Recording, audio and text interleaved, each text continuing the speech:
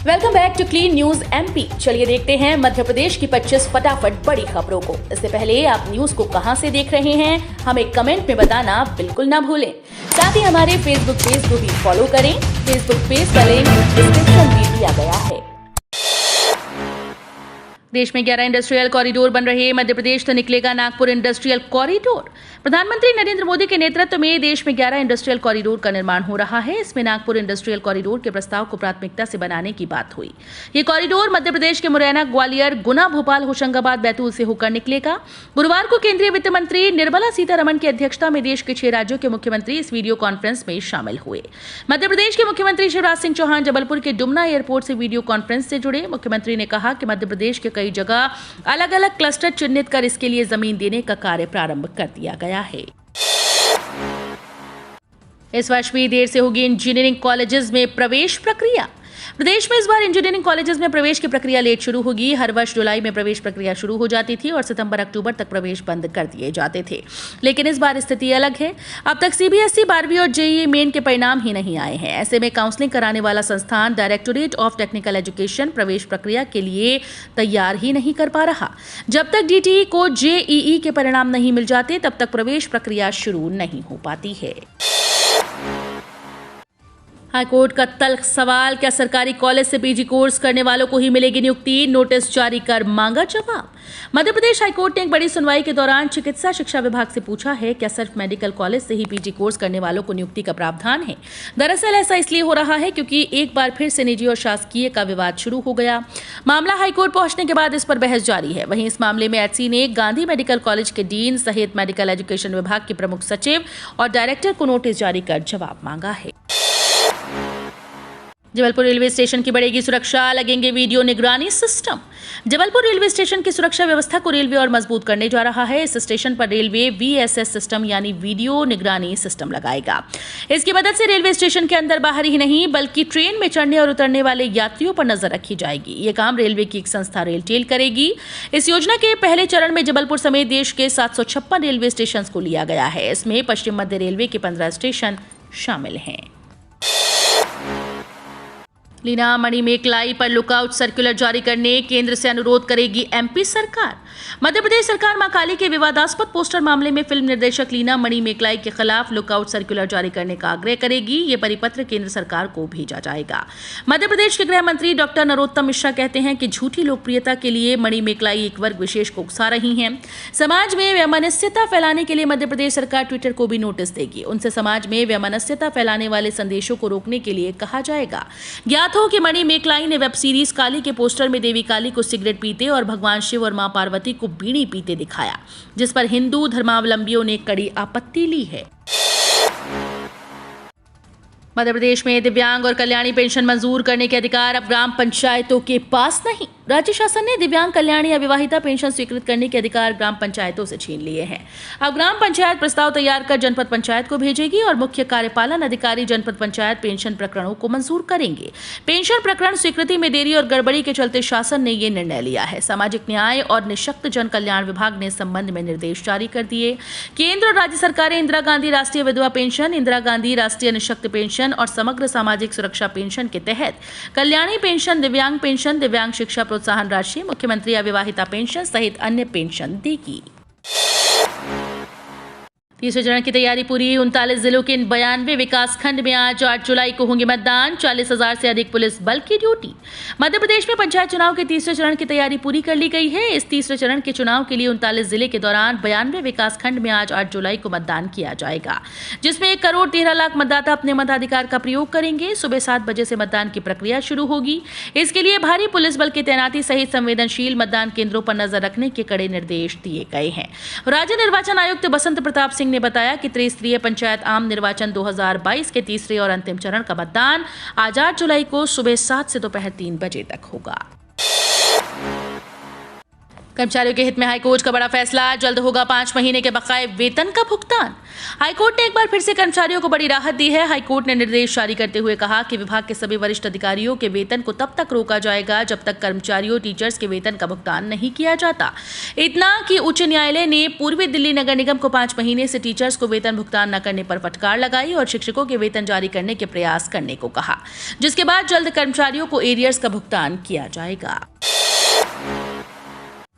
बड़ी तैयारी है, एमपी में मिशन मोड में शुरू होंगे विकास कार्य। अगस्त से नवंबर महीने के बीच मिल सकती है कई सौगात।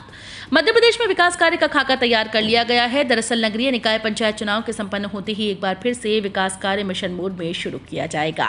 इसके लिए सरकार की कोशिश है कि आगामी कुछ दिनों में हजारों करोड़ के विकास कार्य का भूमि पूजन और शिलान्यास किया जाए। इसके लिए सरकार के द्वारा मसौदा भी तैयार किया गया। माना जा रहा है कि आचार संहिता हटते ही एक बार फिर से ग्रामीण क्षेत्रों में विकास कार्य शुरू किए जाएंगे। मध्य प्रदेश के पंचायत नगर निकाय चुनाव के बाद शिवराज गवर्नमेंट फिर से मिशन मोड में विकास कार्यों को प्राथमिकता देगी। नेहरू स्टेडियम में मतगणना की तैयारी, अधिकतम 32 राउंड तक चलेगी वोटों की गिनती। नगर निगम चुनाव के मतदान के बाद नेहरू स्टेडियम में बने स्ट्रांग रूम में सभी ईवीएम रख दी गई हैं। अब 17 जुलाई को मतगणना होगी, जिसकी तैयारियां शुरू हो चुकी हैं। माना जा रहा है कि वोटों की गिनती अधिकतम 32 राउंड तक चलेगी। इसके लिए अलग अलग कक्षों में विधानसभा वार वार्ड्स की मतों की गिनती की जाएगी। हर वार्ड के लिए 2-2 टेबल लगाने की तैयारी की गई। इसमें महापौर के अलावा 85 वार्ड के पार्षदों पदों के प्रत्याशियों को मिले मतों की गिनती होगी। नेहरू स्टेडियम में कड़ी सुरक्षा के बीच ईवीएम रखी गई हैं।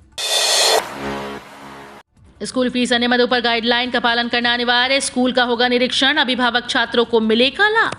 एमपी स्कूल छात्रों के लिए राहत भरी खबर सामने आई है। दरअसल निजी स्कूल में लगातार बढ़ रही फीस और एनसीईआरटी किताबों के संबंध में कई बार आदेश जारी कर दिए गए, लेकिन इसके पालन को नहीं देखा जा रहा, जिसके बाद एक बार फिर से कलेक्टर ने निजी स्कूल को निर्देश जारी कर दिए। भोपाल जिला कलेक्टर अविनाश लवानिया के दिशा निर्देश के बाद जिला शिक्षा अधिकारी नितिन सक्सेना ने कहा कि अगर वेबसाइट पर सही जानकारी अपलोड नहीं की गई और निरीक्षण में गलत पाए जाते हैं तो स्कूल के खिलाफ बड़ी कार्रवाई की जाएगी। 15 जुलाई तक जबलपुर अंबिकापुर इंटरसिटी समेत 4 ट्रेन रद्द। रेलवे ने ट्रेन की संख्या बढ़ाने के साथ ट्रेन को रद्द करना भी शुरू कर दिया है। जबलपुर रेल मंडल की सीमा से गुजरने वाली 4 ट्रेन को रेलवे ने 16 जुलाई तक रद्द कर दिया। इस दौरान इन ट्रेन में सफर करने वाले यात्रियों का आरक्षण भी रद्द हो गया। इन यात्रियों को टिकट का 100% शुल्क रिफंड किया जाएगा।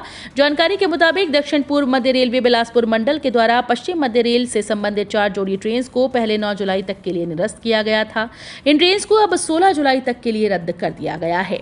इसमें जबलपुर रेलवे स्टेशन से रवाना होने वाली जबलपुर अंबिकापुर इंटरसिटी है।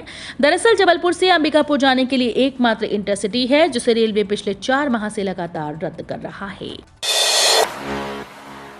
बीएड-एमएड की खाली सीटों के लिए दस्तावेज सत्यापन की प्रक्रिया खत्म, आवंटन का विद्यार्थियों को इंतजार। राष्ट्रीय शिक्षक शिक्षा परिषद से मान्यता प्राप्त पाठ्यक्रम की खाली सीटों को भरने के लिए अतिरिक्त चरण की काउंसलिंग चल रही है। नए पंजीयन और दस्तावेज सत्यापन की प्रक्रिया खत्म हो चुकी है। अब पंजीकृत विद्यार्थियों के अंकों के आधार पर मेरिट बनाई जाएगी। इसके आधार पर सीट आवंटन की जाएगी। मनपसंद कॉलेज में प्रवेश को लेकर विद्यार्थी आवंटन की सूची का इंतजार कर रहे हैं। 2 जुलाई तक करीब 8,000 नए पंजीयन हुए हैं। छात्र छात्राओं के दस्तावेज भी 5 जुलाई तक सत्यापित हो गए हैं। घर बैठे सुधरेंगे बिजली बिल, नहीं लगाने होंगे कार्यालय के चक्कर। मध्य प्रदेश पूर्व क्षेत्र विद्युत वितरण कंपनी लिमिटेड द्वारा बिजली बिल सुधारने की प्रक्रिया को बेहद आसान कर दिया गया है। ऐसे उपभोक्ता जिन्हें उनके बिजली बिल में किसी प्रकार का संशोधन करवाना है, वे अब कंपनी के कॉल सेंटर के टोल फ्री नंबर 1912 पर अपना IVRS नंबर बताकर बिल संबंधी शिकायत दर्ज करवा सकते हैं। बिजली उपभोक्ताओं को अपना बिल सुधरवाने के लिए कहीं जाने की जरूरत नहीं है। कंपनी द्वारा बिल से संबंधित शिकायत के निराकरण की अधिकतम सीमा 15 कार्य दिवस तय कर दी गई है। कर्मचारी पेंशनर्स के लिए अच्छी खबर, फैमिली पेंशन बीमा कवर का मिलेगा लाभ। केंद्र सरकार एक तरफ जहां अधिकारी कर्मचारियों के लिए डीए वृद्धि सहित कई बड़े ऐलान कर रही है, वहीं पेंशनर्स के पेंशन रिवीजन किए गए हैं। इसी बीच फैमिली पेंशन का लाभ देने सहित रक्षा कर्मचारियों के लिए रक्षा वेतन पैकेज योजना तैयार की जा रही है। इसके लिए कई बैंकों के साथ समझौता हस्ताक्षर किए गए, जिसका लाभ लाखों कर्मचारियों को होगा। इस रक्षा वेतन पैकेज के तहत कर्मचारियों और उनके परिवारों को विभिन्न लाभ और सुविधाएं प्रदान करवाई जाएंगी। अगले 2 दिनों में इंदौर और उज्जैन में अच्छी वर्षा होने के आसार।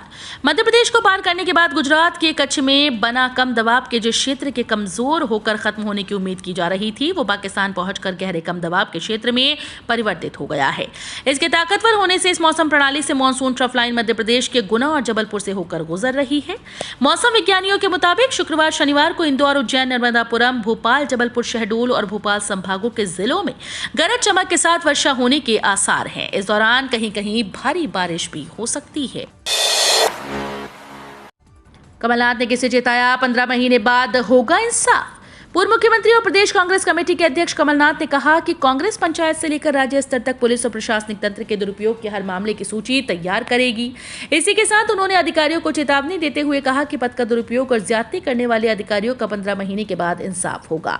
कमलनाथ ने कहा कि नेता और कार्यकर्ता इस तरह की कोई भी जानकारी लिखित में चुनाव प्रभारी जेपी धनोपिया को उनके मोबाइल नंबर पर भेजें और शिकायत दर्ज कराएं।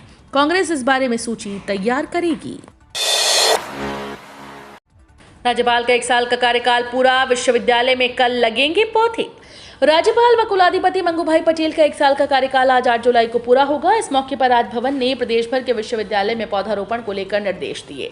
देवी अहिल्या विश्वविद्यालय में भी पौधे लगाए जाएंगे। सोमवार को कुलपति डॉक्टर रेणु जैन ने पहले सभी विभाग के अध्यक्षों और निदेशकों की बैठक बुलाई, जहां उन्होंने प्रत्येक विभाग में पौधे रोपने पर जोर दिया। अधिकारियों के मुताबिक प्रत्येक विभाग में दुर्लभ प्रजातियों के 100 पौधे लगाना है। इनकी सुरक्षा के लिए तार फेंसिंग की जाएगी। भारत तिब्बत सीमा पुलिस में निकली है सब इंस्पेक्टर पद पर भर्ती, 10वीं पास भी कर सकते हैं आवेदन। हाल ही में भारत तिब्बत सीमा पुलिस ने भर्ती के नोटिफिकेशन जारी कर दिए, जिसके मुताबिक सब इंस्पेक्टर पद पर उम्मीदवारों की भर्ती होगी। महिला और पुरुष दोनों ही इस पद पर आवेदन कर सकते हैं। आवेदन प्रक्रिया 16 जुलाई 2022 से शुरू होगी। सरकारी नौकरी की चाह रखने वाले उम्मीदवारों के लिए ये सुनहरा मौका है। उम्मीदवार 14 अगस्त 2022 तक आवेदन कर सकते हैं। नियुक्ति के बाद उम्मीदवारों को 35,400 रुपए से लेकर 1,12,400 रुपए तक की सैलरी दी जाएगी। मध्य प्रदेश रणजी टीम के सम्मान में इंदौर में होगा भव्य समारोह। मध्य प्रदेश की क्रिकेट टीम ने रणजी ट्रॉफी के इतिहास में पहली बार खिताब जीता। मध्य प्रदेश क्रिकेट संगठन इस सफलता का भव्य जश्न मनाने की तैयारी में है। इसके लिए 9 जुलाई को शहर के बड़े होटल में समारोह आयोजित किया जाएगा। इसमें केंद्रीय मंत्री ज्योतिरादित्य सिंधिया भी शिरकत करेंगे। मध्य प्रदेश की रणजी ट्रॉफी टीम ने फाइनल में मुंबई जैसी मजबूत टीम को करारी शिकस्त दी। ये मुकाबला बेंगलुरु में खेला गया था, जहां पिछली बार 23 साल पहले मध्य प्रदेश टीम ने फाइनल खेला था और हार का सामना किया था। 28 अगस्त को होगा महामुकाबला। चिर प्रतिद्वंदी भारत पाकिस्तान होंगे आमने सामने। पिछले साल यूएई में आयोजित T20 वर्ल्ड कप में किसी भी वर्ल्ड कप मुकाबले में पहली बार पाकिस्तान के हाथों हार का सामना करने वाली भारतीय टीम के पास इस साल ऑस्ट्रेलिया में आयोजित होने वाले वर्ल्ड कप से पहले बदला लेने का अच्छा मौका होगा। 27 अगस्त से शुरू हो रहे एशिया कप में एक बार फिर से हाई वोल्टेज मुकाबले में भारत और पाकिस्तान आमने सामने होंगे। ये महामुकाबला 28 अगस्त को खेला जाएगा। हालांकि मैच का वेन्यू अभी निर्धारित नहीं हुआ है, क्योंकि इस बार एशिया कप की मेजबानी श्रीलंका क्रिकेट बोर्ड कर रहा है। मतदाता सूची पर अब दोनों दल नाखुश। कांग्रेस ने किया आपराधिक प्रकरण दर्ज करने की मांग। तमाम मुद्दों पर एक दूसरे के विरोधी रहने वाले दोनों प्रमुख राजनीतिक दल भाजपा और कांग्रेस मतदाता सूची के मुद्दे पर एक होते नजर आ रहे हैं। नगर निगम निर्वाचन की मतदाता सूची में सरकार और भाजपा ने पहले उसकी शिकायतों को राजनीतिक स्वार्थ के चलते खारिज किया। नतीजा सामने है। कांग्रेस ने मतदाता सूची में धांधली का आरोप लगाते हुए जिम्मेदार अधिकारियों पर आपराधिक प्रकरण दर्ज करने की मांग रखी। भारत में मिले ओमिक्रॉन वेरिएंट के नए सब वेरिएंट BA.2.75 के मामले विश्व स्वास्थ्य संगठन ने चेताया। देश में इन दिनों कोरोना का संक्रमण फिर से फैल रहा है। बढ़ते नए मामलों के बीच एक और चिंताजनक खबर सामने आई। इसके अनुसार ओमिक्रॉन का नया वेरिएंट भारत में मिला है। ये कितना घातक है, इस पर अभी कुछ नहीं कहा जा सकता। भारत में कोरोना वायरस के ओमिक्रॉन वेरिएंट के एक नए सब वेरिएंट BA.2.75 के मामले पाए गए। विश्व स्वास्थ्य संगठन ने ये बात कही है। WHO की ही एक प्रमुख विज्ञानी ने कहा कि इससे गंभीर संक्रमण के साक्ष्य नहीं मिले। अवैध धर्मस्थल तो नहीं हटाए और नए भी बनवा दिए। मध्य प्रदेश हाईकोर्ट ने अवमानना याचिका पर अपनाया कड़ा रुख। मध्य प्रदेश हाईकोर्ट ने अवैध धर्मस्थल मामले में दायर अवमानना याचिका पर कड़ा रुख अपनाया है। चीफ जस्टिस रवि मलिमठ व जस्टिस विशाल मिश्रा की युगल पीठ ने बचे हुए स्थलों को न हटाए जाने के मामले में नगर निगम जबलपुर को कड़ी फटकार लगाई। अवमानना याचिकाकर्ता अधिवक्ता सतीश वर्मा अधिवक्ता ने कोर्ट को बताया कि मूल आदेश में दिए गए अवैध धर्मस्थलों को अब तक नहीं हटाया, दूसरी ओर नए बनवा दिए गए हैं। 8वीं दाखिलों से बचने निजी स्कूल्स की कारस्तानी। लगभग सारे विद्यार्थी बहुसंख्यक फिर भी खुद को बताते हैं अल्पसंख्यक। प्रदेश के 777 और राजधानी के 76 निजी स्कूल ने अपने आप को अल्पसंख्यक घोषित किया। इसके साथ ये शिक्षा के अधिकार की प्रवेश प्रक्रिया से बाहर हो गए। ये स्थिति तब है जबकि इन स्कूल्स में अधिकांश विद्यार्थी बहुसंख्यक की अध्ययन कर रहे हैं। नियमों की इन विसंगति पर मध्य प्रदेश बाल अधिकार संरक्षण आयोग ने सवाल उठाया। आयोग ने स्कूल शिक्षा मंत्री को पत्र लिखकर मामले में आरटीई नियमों में संशोधन करने की अनुशंसा की है। प्रदेश के कई स्कूल, जिनमें अधिकांश बड़े स्कूल शामिल हैं, अल्पसंख्यक संस्था होने का हवाला देकर शिक्षा के अधिकार अधिनियम के दायरे से बच निकले हैं। तो ये थी आज की 25 फटाफट बड़ी खबरें। अगर आपको न्यूज़ पसंद आई हो तो वीडियो को लाइक और शेयर जरूर करें। धन्यवाद।